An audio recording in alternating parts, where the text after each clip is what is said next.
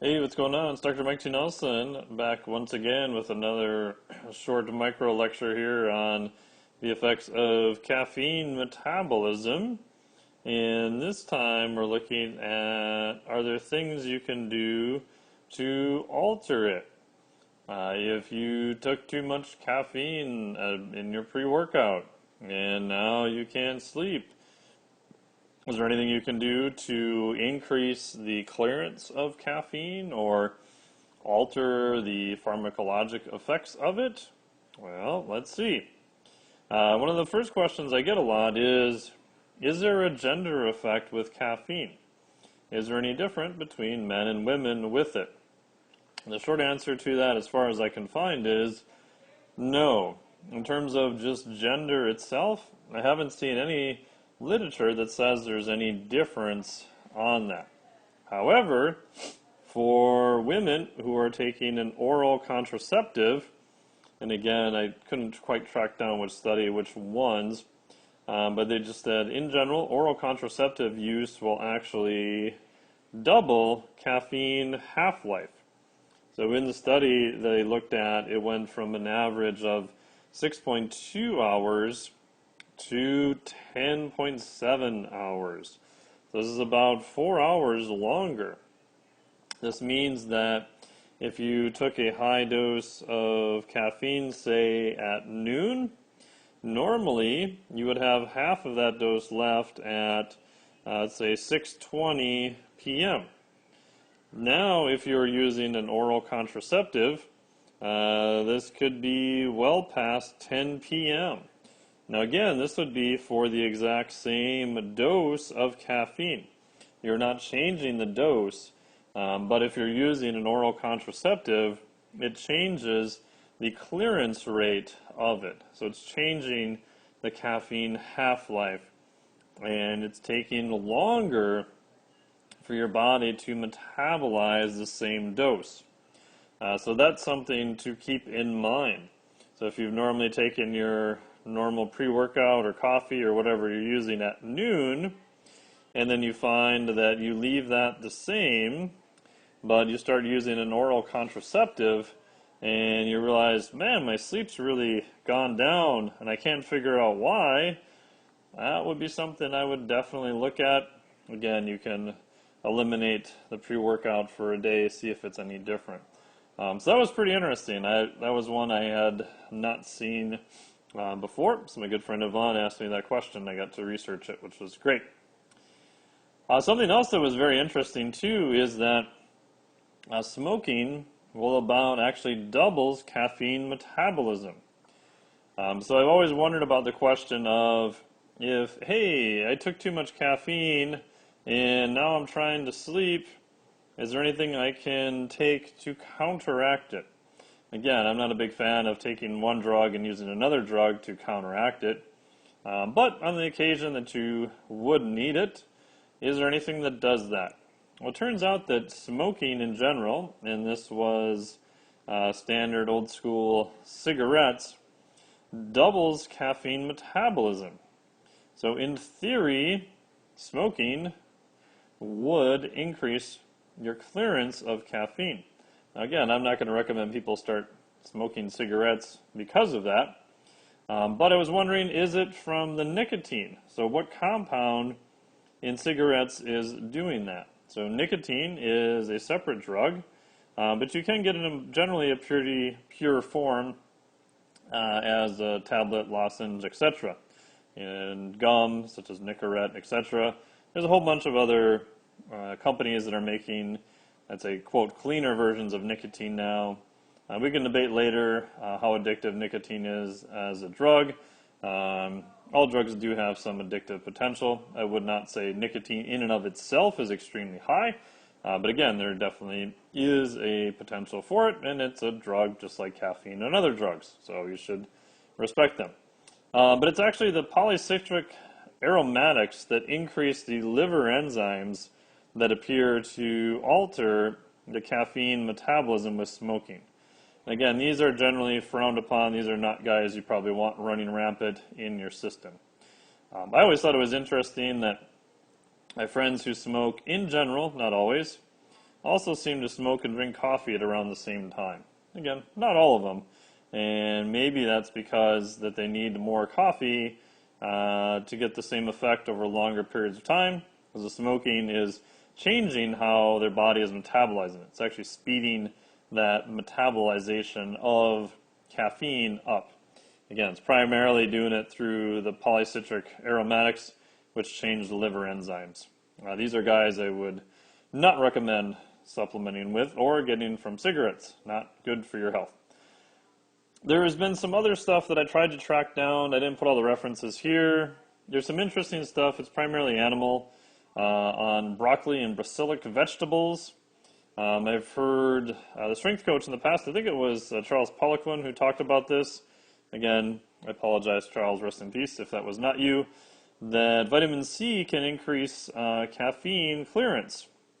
So if you took too much caffeine, you should take a large dose of vitamin C in the evening to counteract it. I've tried that. It didn't seem to do anything for me personally. I tried it with a couple clients. It didn't seem to do much. I've even titrated up to what I call Balo intolerance, which means if you take too much vitamin C, you will spend your entire time doing the Wilford Brimley two-step in the bathroom. And I gotta say, it didn't really change for me, N of 1, caffeine metabolism. I looked up what the study was, and the study was included in this review here. So a lot of this data is from this review, so I want to make sure I give credit to them. And being the good nerd that I am, I pulled the reference that they referenced, and the study was in guinea pigs.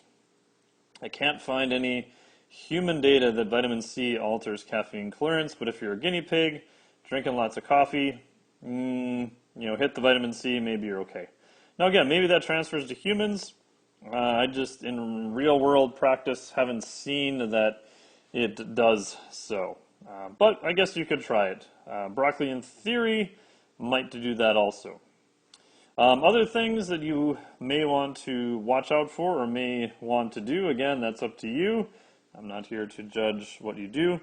I got this from a TC at TMEG a long time ago, that grapefruit juice is notorious for changing different enzymes in the body, what's called the P450 cascade. Now, if you look on a lot of prescription drugs, they will tell you not to take it with grapefruit juice because of this. And it can be a big issue because it's changing this enzymatic pathway, which is used by metabolism, many drugs in the body. You end up getting much higher concentrations if you consumed it at the same time. And again, with a prescription drug, you probably don't want to be messing around with the concentrations that you have. What this does is it decreases caffeine clearance by about 23% and can increase the half-life by about 31%. So in English, what this means is you get more of a kick from your caffeine. So I guess if you're really looking to amp up your caffeine, you could try to consume it with grapefruit juice. My opinion, I would just increase the caffeine dose because I know more of what's actually going to happen. And yeah, so again, grapefruit juice, watch out, especially if you're on any medications or anyone you know. If they're consuming it with their medication, I would not recommend that. There's plenty of other literature showing that you dramatically increase the concentration, and that's not going to be a good thing. So watch out for that. And one other point I was going to make here too is that there's another great study that I didn't include, but it's you can find it online. It's called The Effects of Caffeine, Nicotine, Ethanol, and Tetrahydrocannabinol on Exercise Performance. It's an open review in Nutrition and Metabolism. Dominic Pesta is the main author from Christian Roberts Labs.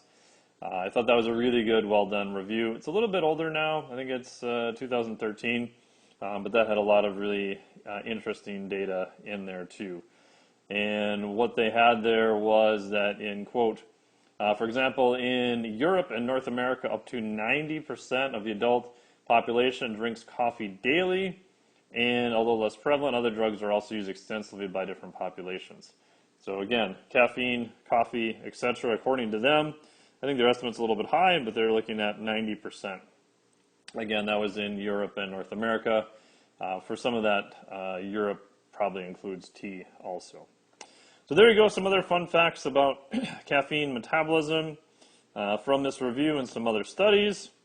Is there a gender effect? Not really. However, if you're a female using oral contraceptive use, that will definitely change caffeine half-life, and it prolongs it by about almost 4 hours. So that's a big difference. Smoking cigarettes can double caffeine metabolism, so you're breaking it down faster, so there's going to be less floating around. This is primarily from the polycitric aromatics, not necessarily the nicotine in cigarettes. Nicotine, of course, itself is a different type of stimulant. Can you take anything to decrease the effects of caffeine? Not really. I mean, you can do other things that I would say kind of mask the effects of it.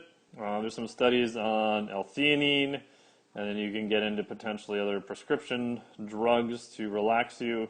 But they're not changing, as far as I can ever tell, the metabolism of caffeine. You just have another system that you're pulling levers on within physiology. With L-theanine and caffeine, there are some studies there looking at that it may help increase cognition. Definitely does decrease the jitters. So you'll see a lot of supplement manufacturers now will go with high-dose caffeine, and they'll add L-theanine to it so you don't feel it quite as much, but you appear to still get the ergogenic benefit from it. The increasing vitamin C, does that increase clearance of caffeine? Maybe, but only if you're a guinea pig. Haven't seen any human data on that. Other compounds can dramatically change this, especially prescription drugs, anything that works by the cytochrome P450 pathway. Grapefruit juice is the most common one. So if you're consuming grapefruit juice with any prescription meds, I would not recommend doing that.